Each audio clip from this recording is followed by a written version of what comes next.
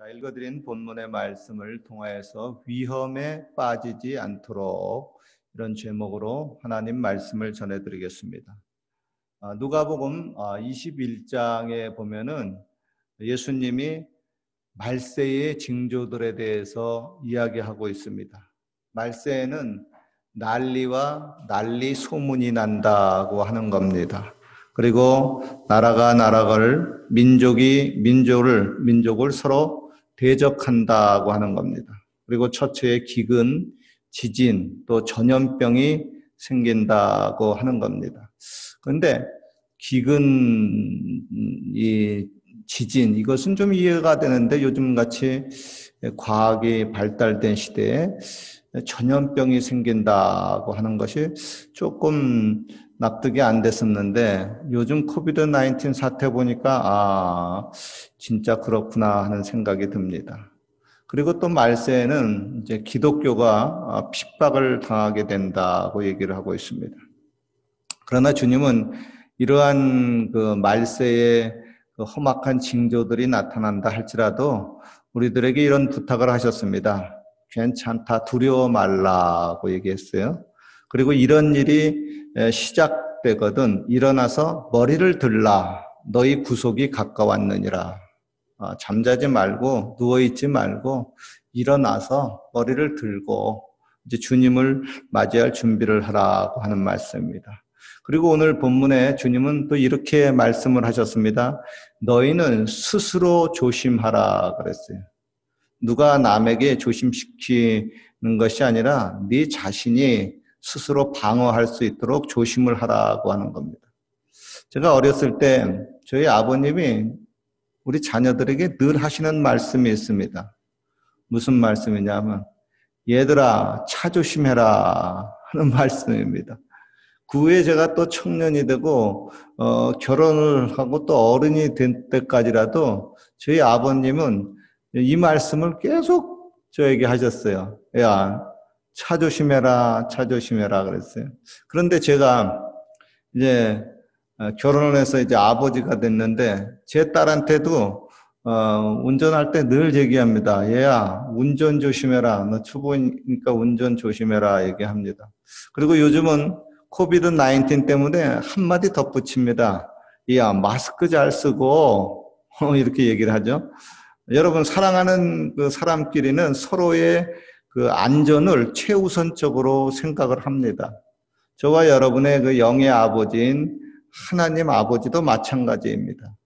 자신의 사랑하는 자녀가 무엇보다도 안전하기를 원합니다. 여러분들도 마찬가지일 겁니다. 사랑하는 가족들이 이건 캐나다 땅에서 무엇보다도 안전하게 지내기를 원할 겁니다. 특별히 코비드-19 이 전염병이 만연한 사태에서는 더 그렇겠죠. 저도 우리 성도님들을 위해서 기도할 때 가장 우선적인 기도는 우리 성도님들이 위험에 빠지지 않고 안전하고 건강하게 지내기를 위해서 기도합니다. 그래서 오늘의 이제 말씀을 준비했어요. 인생을 살면서 수많은 그 위험이 있지만은 그 위험에 함정에 빠지지 않고 저와 여러분들이 늘 건강하게 안전하게 지내기를 주님의 이름으로 축원합니다. 네. 잠언서 22장 3절의 말씀이에요. 슬기로운 자는 재앙을 보면은 피하여도 어리석은 자들은 나아가다가 해를 받느니라 그랬어요. 즉 요즘처럼 전염병이 만연한 때에는 괜히 쓸데없이 돌아다니지 말고 집안에 콕 박혀 있는 것이 슬기로운 것이다고 하는 거죠. 그래서 회사도 재택근무를 하고 재택근무 하시는 분들 중에서 한 1년 정도 지금 재택근무 하시는 분들도 있더라고요. 그리고 학교도 또 툭 하면은 이제 학교 안 가고 온라인으로 이제 수업을 하죠. 왜냐하면 공부하지만 중요하지만은 그것보다 더 중요한 것이 자신의 안전이고 건강이라고 하는 거죠. 그런데 이게 장기화되다 보니까 사람들이 참 너무 힘들고 답답합니다. 마스크 쓰고 다니는 것도 그렇고, 자꾸 이제 마스크 벗고 좀 돌아다니고 싶지요. 물론 사람들이 뜸한 그 야외에 나가서 산책을 하는 것은 참 좋죠. 야외에 나가서 이제 산책할 때 마스크 쓰는 분들도 종종 있는데 뭐 안전이 최우선이겠죠. 저는 마스크 야외 때는 좀 안 써요. 왜냐하면 제가 이렇게 찾아봤더니 야외라고 하는 공간에서는 바이러스의 그 밀집도가 우리한테 침투해가지고 영향을 끼칠 만한 밀집도가 아니라 그러더라고요. 그렇지만 뭐 사람들이 이렇게 가까이 붙어 있으면 그때는 마스크 써야죠. 그때는 위험합니다. 하여간 요즘은 좀 이제 날씨가 풀려서 가족들끼리 여러 사람들이 산책을 하는 분들이 상당히 많이 보입니다. 특별히 뭐 강아지가 있는 분들은 날씨가 풀리면 때는 이때다 하고 필사적으로 산책을 하죠. 강아지 데리고 있으면 산책 나가는 게 있어가지고 내 자신의 건강도 챙길 수 있어서 그거는 또 좋은 것 같아요. 왜 이렇게 필사적으로 나가서 산책을 하느냐? 뭐 강아지도 위한 것도 있지만은 집안에서 강아지가 똥 오줌을 싸면은 그 패드 값이 장난이 아닙니다. 그러니까 돈 아끼려고 강아지 데리고 산책 나갑니다. 저처럼 조그만 강아지 키우는 것은 그래도 똥 오줌이 좀 덜한데 큰 개들이 똥 오줌을 집안에다가 싸면은 너무 힘들어지니까 치우기도. 그러니까 필사적으로 날씨 풀리면 데리고 나가서 산책을 하죠. 그런데 날씨가 이제 가끔 가다가 막 이렇게 또 추워지잖아요. 그리고 또 저녁 뭐 새벽 시간대는 추우니까 밖에 나갈 수가 없고 야외 활동을 할 수가 없으니까 그때는 어떻게 돼요? 집안에서 잘 지내는 그런 방법을 모색해야 됩니다. 여러분의 경우 집안에서 야외 활동 안 할 때 무엇을 하고 지내는지 모르겠어요? 그림을 그리는 분들이 있거나 혹은 뭐 요리를 하거나 무슨 뭐 책을 읽거나 하는 분들도 있을 겁니다. 제가 집안에서 할 수 있는 우리 기독교인들이 취미생활 가운데서 아주 강력하게 추천드리고 싶은 것이 있는데 뭐죠? 성경 보고 찬송하고 기도하는 겁니다. 뭐 당연한 말씀을 하시네요. 그렇죠? 그런데 성경은 복 있는 사람은 오직 여호와의 율법을 즐거워하고 그 율법을 주야로 묵상하는 자로다. 그랬어요. 그리고 저는 시냇가에 심은 나무가 시절을 쫓아 과실을 맺은 같이 그 행사가 다 형통하리로다. 그랬어요. 성경 보는데 그리고 성경 이렇게 묵상하고 그 묵상된 말씀 속에서 그렇구나 하고 깨닫고 즐거워하는데 그 안에서 형통이 이루어진다는 거예요. 할렐루야. 우리는 막 밖에 나가가지고 이 사람 만나고 저 사람 만나고 내가 이 일하고 저 일하고 막 그래야 형통하다고 보통 생각하잖아요. 그런데 성경은 말씀하기를 성경 들여다보고 묵상하고 그 안에서 즐거워하고 그 안에서 주님과 교제를 나누면은 주님이 친히 천사를 동원해가지고 일들을 형통하게 만든다는 거예요. 와, 그러니까 이게 그렇구나. 성경 보고 뭐 지식만 더해지는 것이 아니라 우리의 형통의 삶이 성경 보는 데 있구나. 그죠? 성경 보면 성경은 하나님의 그 영으로 감동돼서 이게 쓰여진 거기 때문에 그 안에서 막 감동이 돼요. 우리가 구구절절 어떤 그 편지, 그 감동적인 편지 읽게 되게 되면 막 감동이 되는 것처럼 이게 그 영과 영으로 이렇게 감동이 되면 그 안에서 영의 스파크가 일어나면 하늘의 역사가 일어납니다. 그러면 땅에서 나와 관련된 일들이 형통하게 풀린다고 얘기하고 있어요. 그러니까 요즘같이 코비드-19 속에서 밖에 돌아다니지 않을 때 성경 보면은 그죠? 일들이 잘 풀려요. 왜 그럴까? 하나님의 그런 말씀 속에서 약속하신 은혜입니다. 그리고 여러분 요즘 틈이 많이 나잖아요. 그러면은 성경을 보십시오. 성경.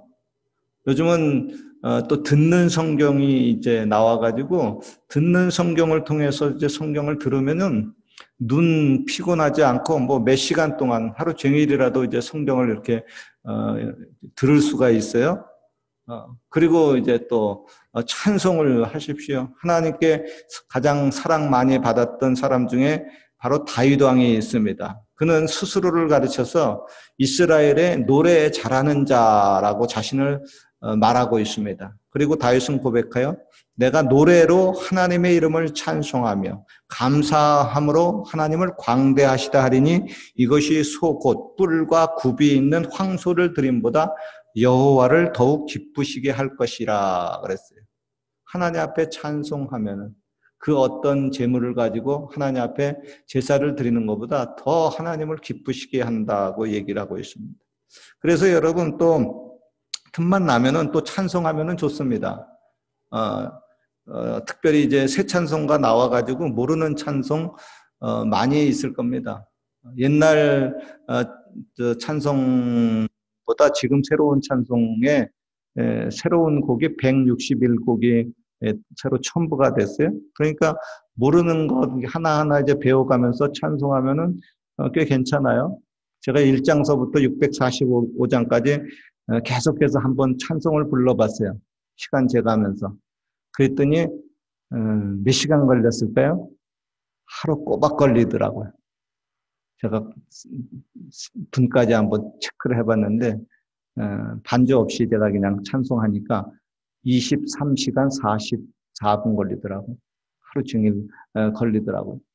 그래서 이게 하늘나라에 가기 전까지 그래도 성도로서 하나님 앞에 찬송가는 한번 다 부르고 가는 것도 참 보람되고 의미가 있다. 그런 생각이 들어요.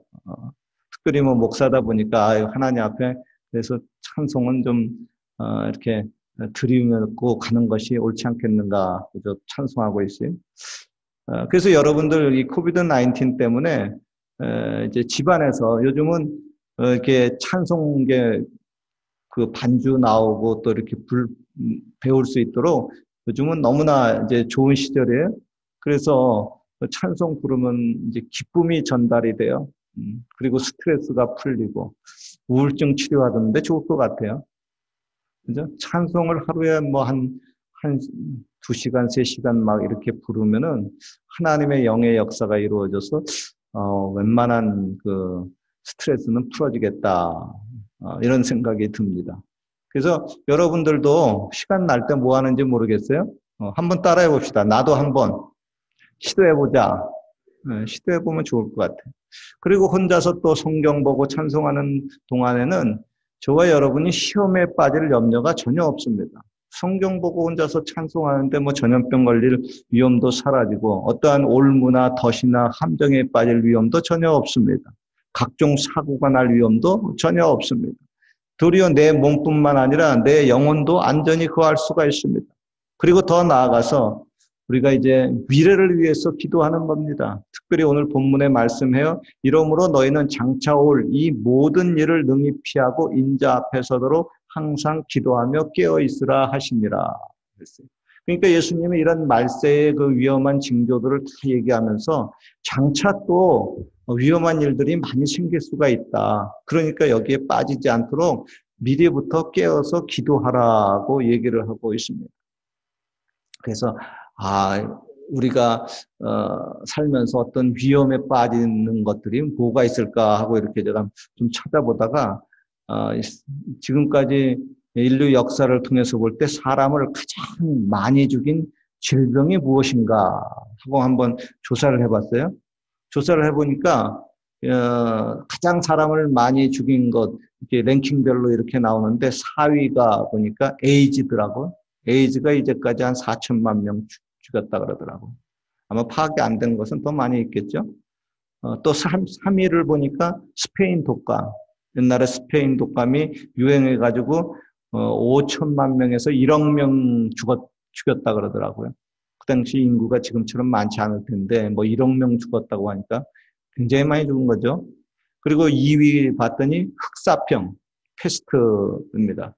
거기에 봤더니 7,500만 명에서 2억 명가량 이렇게 죽였다. 이렇게 얘기를 하고 있어요. 그리고 1위는 뭐야 하고 봤더니 1위는 천연두더라고요. 천연두.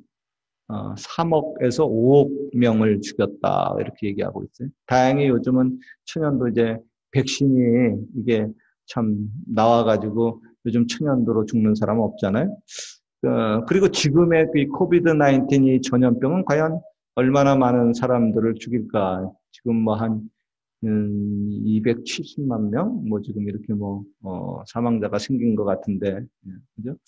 그럼 세계에서 그리고 또 사람을 가장 많이 죽인 존재가 누구일까 봤더니 그 동물들, 짐승들이 또 이렇게 나오더라고요. 그런데 1년에 사람을 가장 많이 죽인 그 동물들 이렇게 랭킹이 이렇게 나오는데 제가 들여다봤더니 5위가 채채파리더라고요.